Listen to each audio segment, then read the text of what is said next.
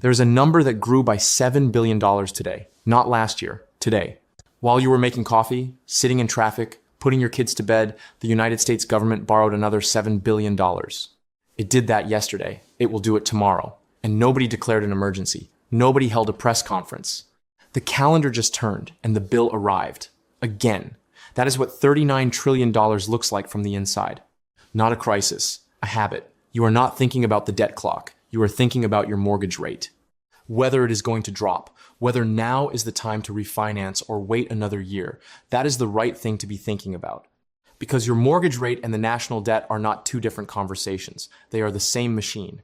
The government needs to borrow $2 trillion this year. To do that, it sells bonds. To sell bonds, it offers yields. Those yields pull every long-term interest rate in the economy upward, including the one on your house. Washington is competing with you for the same capital, and Washington always wins that auction. This is not theory. The 30-year mortgage rate in 2021 was 3%. Today it is 6.25%. The house did not get more expensive. The cost of money did, and the cost of money is high because the government never stopped borrowing. And if you are watching this from Canada, Germany, Sweden, or the UK, this is not an American story. The dollar is the world's reserve currency. When Washington borrows at this scale, the cost does not stay inside American borders.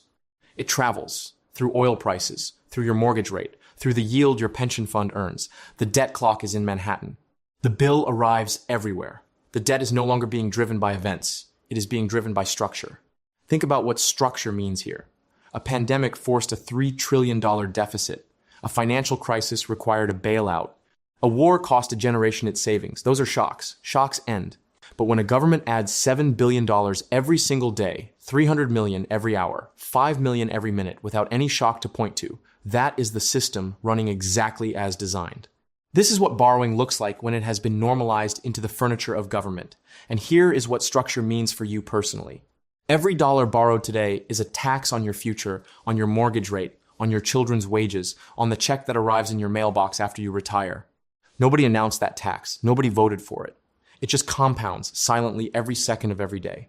For the past 2 years, the debt grew by $4.5 trillion without anything going wrong.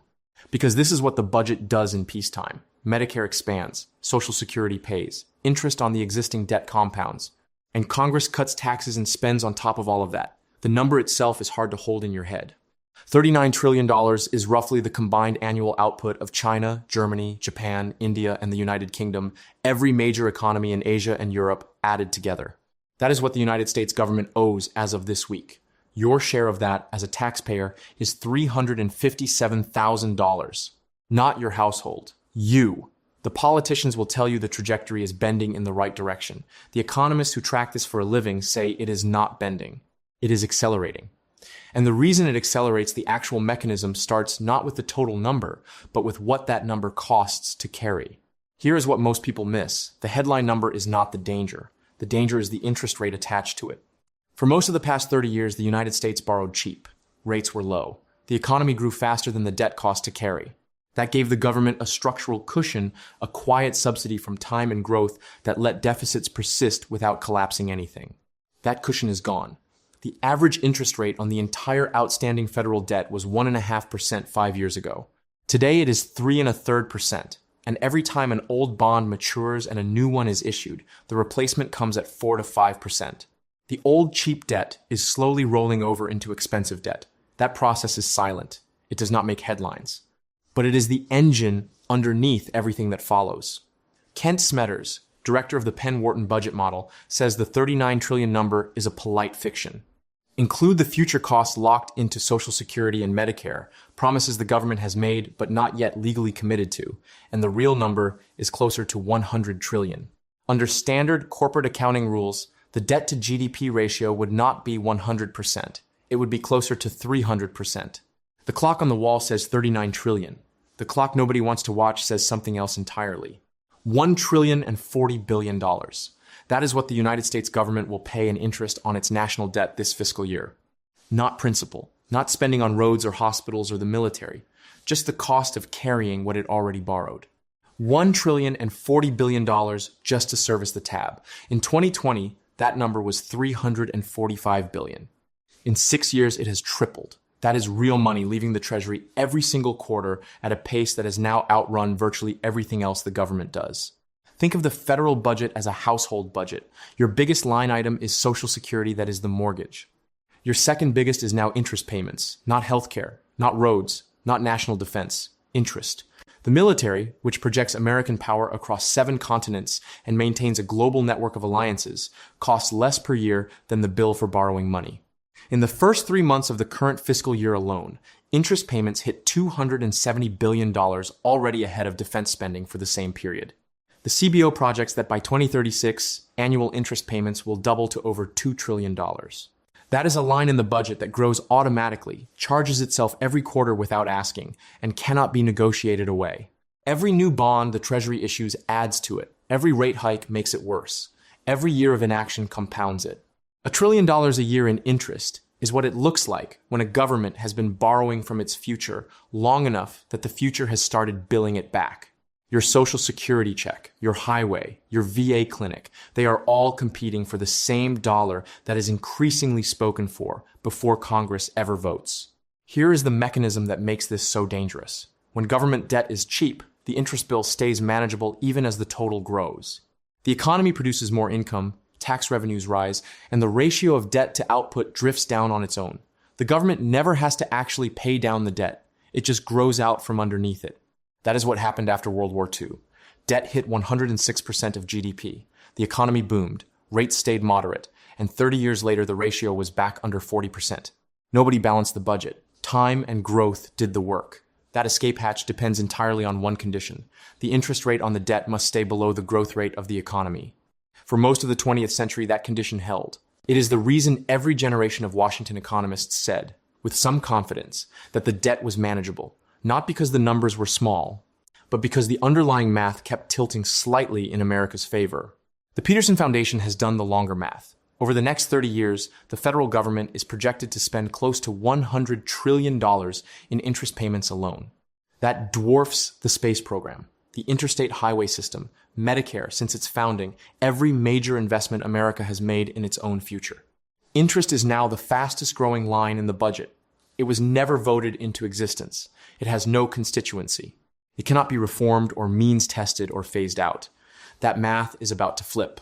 And the name of the threshold it flips at is why 2031 matters more than any dollar figure on the debt clock. There is a short equation that determines whether a government's debt is ultimately manageable or ultimately not. Economists write it as R versus G. R is the average interest rate on all outstanding government debt. G is the rate at which the economy grows. When R is lower than G, the debt ratio shrinks on its own over time. When R exceeds G, the debt ratio grows indefinitely, faster every year, no matter what. For most of the past 60 years, the United States stayed safely on the right side of that equation. Think of it as a financial tailwind America borrowed like a student with a trust fund coming. The debt was real, but the inheritance would cover it. That trust fund is closing. The Congressional Budget Office now projects that by fiscal year 2031, R will equal G, both at approximately 3.8% on a nominal basis, and then they will cross. R will move above G and keep moving. The Committee for a Responsible Federal Budget described what happens next as a self-reinforcing feedback loop. Higher debt pushes interest rates up. Higher interest rates slow economic growth. Slower growth reduces tax revenues. Lower revenues widen deficits. Wider deficits add more debt. More debt pushes rates higher still. Each link in that chain triggers the next. The spiral does not stop because there is nothing in the system to stop it.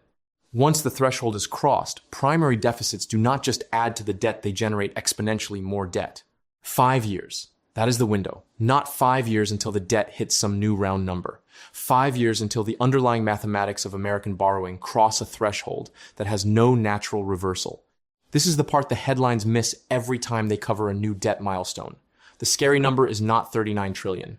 The scary number is 2031. Most governments have their day of reckoning defined by an event, a war they lose, a currency that collapses. America's will be defined by an equation. The Brookings Institution's analysis is unambiguous. The nominal interest rate on government debt will exceed the nominal economic growth rate by 2031.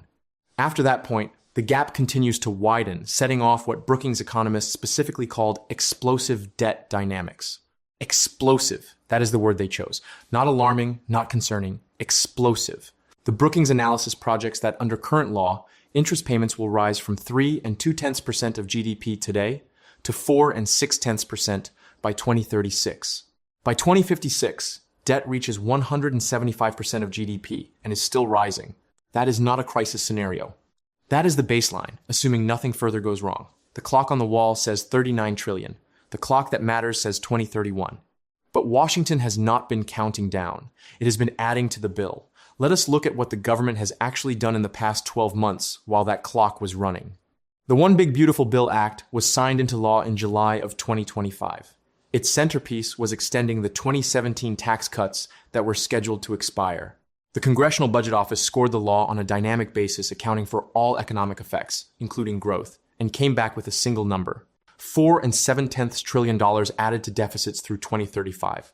That single piece of legislation adds more to projected deficits over a decade than the entire GDP of Germany. Then, on March 18th, the Pentagon submitted a request to the White House for $200 billion in supplemental funding for the Iran war. At the current rate of roughly $1 billion per day in war costs, that supplement would fund approximately another 6 months of operations.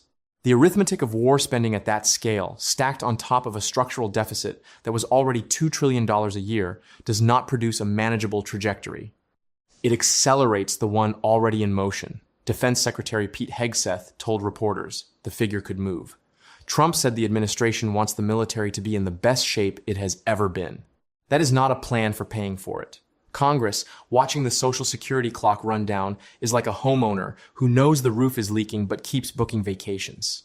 Meanwhile, the Supreme Court struck down the majority of the administration's tariffs earlier this year. The tariffs had been projected to reduce deficits by $3 trillion over a decade.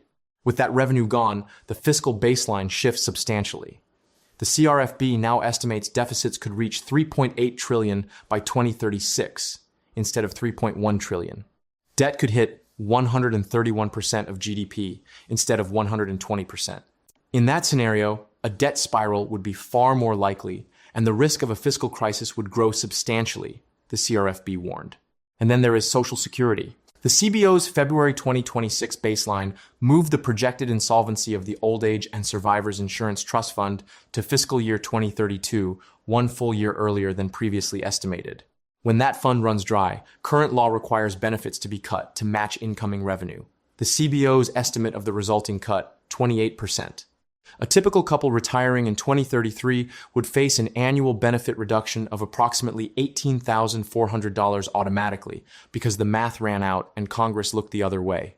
The balanced budget amendment vote happened on the same day the debt crossed $39 trillion and lost, 211 to 207. And that is not even the most dangerous game Washington plays with this math. Every few years, Congress has to vote on something called the debt ceiling, a legal limit on how much the government is allowed to borrow. Here is the absurdity. This is not a vote on new spending. The money has already been spent. The programs have already been authorized. The contracts have already been signed. This is a vote on whether to pay a bill that already exists. And Congress has used that vote as a political weapon, repeatedly. In 2011, the standoff got close enough that Standard & Poor's downgraded the United States credit rating for the first time in history. Not because America could not pay, because Congress was willing to pretend it might not. Markets fell. Borrowing costs spiked. The signal sent to every foreign holder of treasuries was this: the people running this system are willing to use default as a negotiating chip. That signal never fully went away. A technical default, even a short one, even a politically manufactured one, would not stay inside Washington. It would move through every market on earth that uses treasuries as collateral, as a benchmark, as the foundation of what safe means. The debt ceiling has been raised or suspended over 90 times since 1960. It has never once stopped the debt from growing. What it has done is periodically remind the world that the most important financial instrument on earth is managed by people who treat it like a bargaining chip. Both parties helped build this. The debt crossed $20 trillion under Obama. It crossed $30 trillion under Trump's first term. It stands at $39 trillion now, and in every one of those years, both parties found ways to spend more and tax less whenever the political moment made it convenient. The people who will inherit this math are not yet old enough to vote, and what Washington is doing to their balance sheet right now is the most consequential policy decision nobody is calling a decision. $9.3 trillion.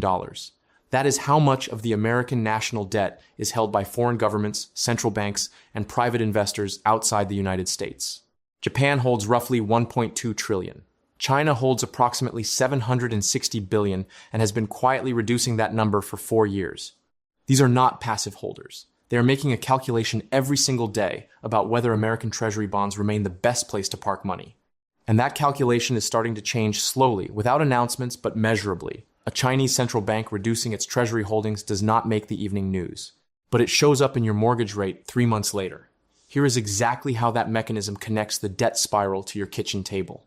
When the federal government runs a $2 trillion deficit, it has to borrow that money from somebody. The Treasury issues bonds. To sell those bonds, it has to offer a yield that makes them attractive relative to everything else an investor could buy. As the debt grows and the fiscal trajectory deteriorates, investors demand higher yields to compensate. Higher Treasury yields raise the cost of all long-term borrowing throughout the entire economy. The 10-year Treasury yield is the benchmark that mortgage rates are priced off. When it rises, your mortgage rate rises with it. The interest rate on a 30-year mortgage as of March 20th, 2026 is 6.25%. That is more than double what it was in 2021. The Federal Reserve is watching all of this with limited options. The stagflation scenario, higher inflation and weaker growth simultaneously, is the worst possible environment for a government running a $2 trillion structural deficit. Higher rates make the debt service costs worse. Lower rates risk embedding inflation. There is no clean exit from that bind. The debt clock is abstract. The transmission is not. Here is how $39 trillion shows up in the life of a person who has never read a CBO report and never will. Your mortgage. At 6.25% on a 30-year loan, a $300,000 mortgage costs roughly $1,850 a month in principal and interest. At the 3% rate available in 2021, that same mortgage costs $1,300 a month. $550 a month for 30 years, that is the debt's tax on your household, and Washington never asked permission. The house did not get more expensive. The cost of money did. Your groceries. Supply chains are priced in dollars, moved in trucks burning diesel, packaged in plastic derived from oil. When energy prices rise, the cost filters through to every item on every shelf. The Federal Reserve cannot cut rates to ease that pressure without risking further inflation. There is no clean exit when the government is running structural deficits approaching $2 trillion a year. Your taxes eventually. The Epic for America calculation puts the interest tab at $7,700 per household this year, just to cover Washington's borrowing costs. That money does not build anything. It does not fund any service. It leaves the country to foreign holders of treasuries, to institutional investors, to anyone who bought a bond. As the debt grows, that $7,700 becomes the floor, not the ceiling, your retirement.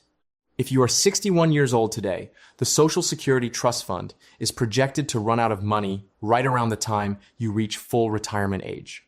The CBO's baseline says 2032. The projected benefit cut under current law, 28%.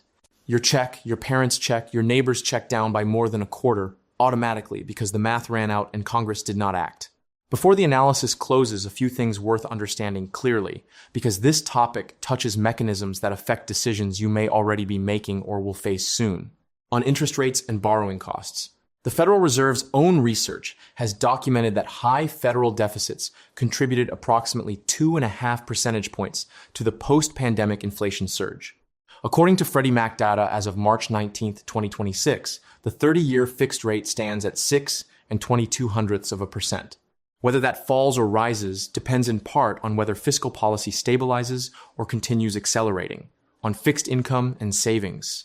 Real returns on cash savings depend on whether inflation runs above or below the yield on savings instruments. The Federal Reserve's current projection puts headline inflation at 2.7% by end of 2026. Real purchasing power erodes when inflation exceeds savings yields. This is a description of the mechanism, not a recommendation. On Social Security as a retirement income component, the CBO projects the Old Age and Survivors Insurance Trust Fund will be insolvent in fiscal year 2032. Under current law, benefits are cut to match incoming revenue by an estimated 28%.